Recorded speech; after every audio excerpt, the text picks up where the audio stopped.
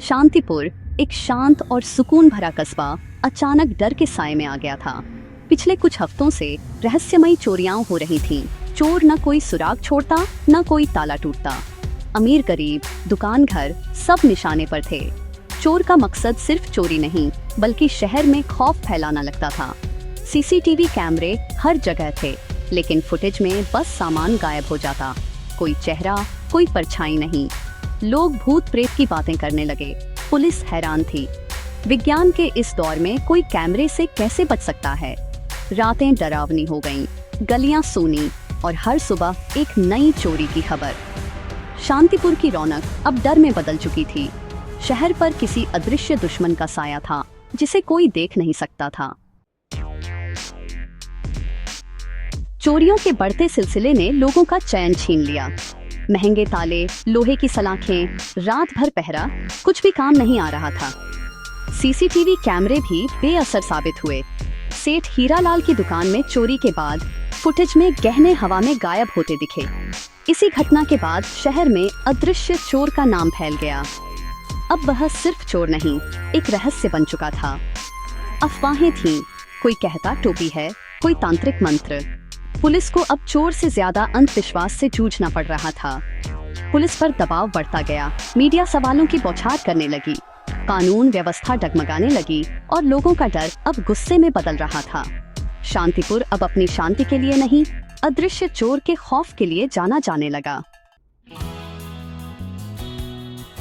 मामला राज्य स्तर तक पहुंच गया। स्पेशल टीम की कमान मिली रिया मेहरा को, एक तेज तर्रार, जिद्दी जांच अधिकारी। रिया ने केस को चुनौती की तरह लिया।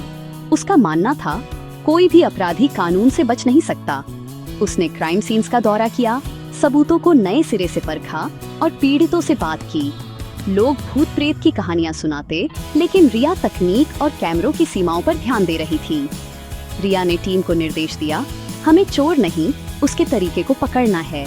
उसकी सोच ने जांच को नई दिशा दी। अब उम्मीद थी कि रहस्य सुलझेगा। रिया ने तकनीकी विशेषज्ञों की टीम बनाई। सवाल था, क्या कोई इंसान कैमरे से बच सकता है?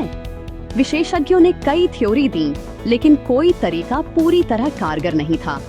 रिया ने कैमरों की सीमाएं और ब्लाइंड स्पॉट्स खुद जांचे। ज्यादातर जगहों पर कोई बड़ा ब्लाइंड स्पॉट नहीं मिला। रिया को शक हुआ, चोर के पास कोई उन्नत तकनीक है। उसने हीट रिफ्लेक्टिव सूट और ऑप्टिकल कैमोफ्लेज की थ्योरी पर काम शुरू किया।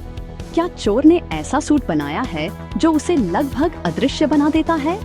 अब उसे इस थ्योरी को साबित करने के लिए सबूत चाहिए था।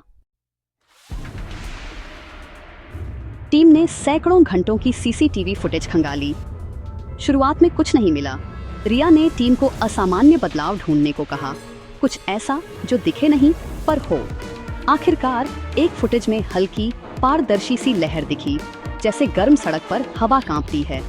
हर चोरी की फुटेज में वही विकृति थी। चोर अदृश्य नहीं, कैमरे को धोखा दे रहा था। तकनीकी विशेषज्ञों ने पुष्टि की, यह किसी खास सूट की वजह से हो सकता है। अब पुलिस को पता था कि उन्हें क्या ढूंढना है, कोई टेक एक्सपर्ट, कोई इंजीनियर।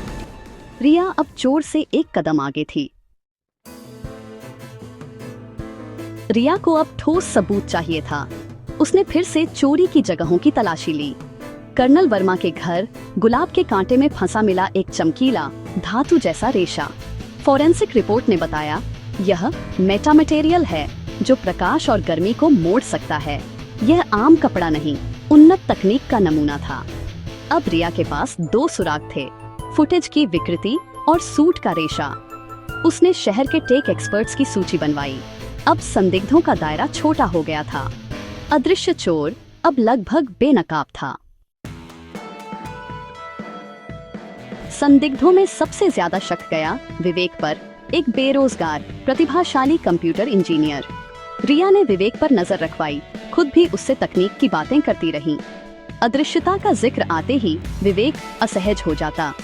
रिया ने मीडिया में झूठी खबर फैलाई, पुलिस के पास नया सुराग है और थर्मल इमेजिंग तकनीक आ रही है। अगले ही दिन विवेक देर रात बैग लेकर वीरान फैक्ट्री की ओर गया।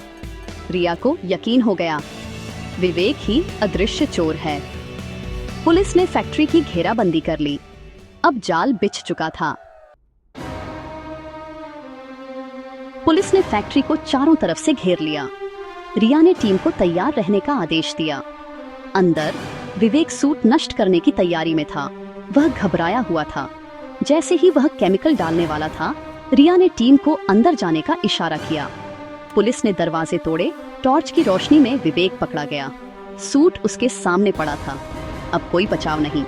रिया ने कहा, यही है तुम्हारी अदृश्यता का राज, विवेक।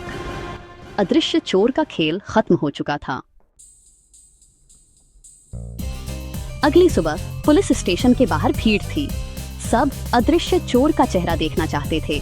रिया ने प्रेस कॉन्फ्रेंस में बताया, विवेक ने मेटामेटेरियल सूट बनाया था जो कैमरों को धोखा देता था। सूट शरीर की गर्मी छुपाता और माहौल की तस्वीरें प्रोजेक्ट करता, इसीलिए वह फुटेज में नहीं दिखता था। कर्नल वर्मा के घर मिला रेशा और मीडिया में फैलाई गई खबर ने विवेक को फंसा दिया। रिया ने कहा, कोई भी अपराध अदृश्य नहीं होता, बस हमें सही सुराग ढूंढना होता है। शांतिपुर में फिर से शांति लौट आई। इस बार यह शांति पहले से भी मजबूत थी।